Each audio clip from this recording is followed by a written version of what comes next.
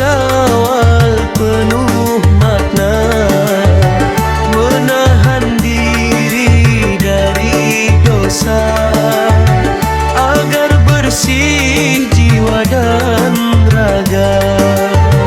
Kini tiba hari bahagia, hari ketupat penuh cinta.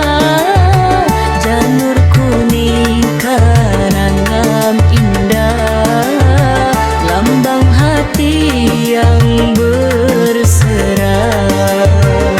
Selamat Hari Raya Ketupat, mari kita eratkan silaturahmat. Salah dan dosa mohon dihapuskan, majur hidup penuh keberkahan.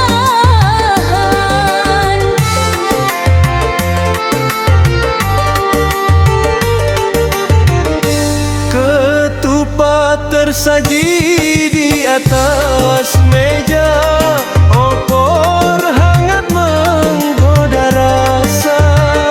Namun bukan itu tujuan utama, melainkan iman yang kekal. Jangan Syawal hanya berlalu tanpa perubahan dalam kalbu. Puasa sunnah jadi pengingat agar tak lalai dalam maksiat.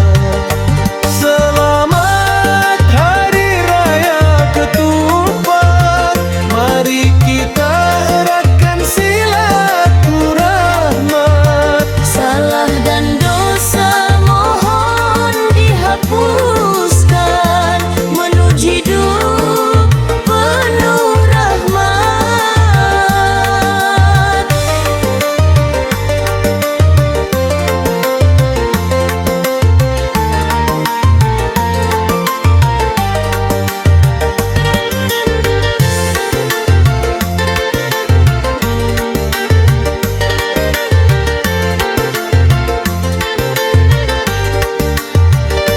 Wahai saudara, dengarlah ini pesan agama.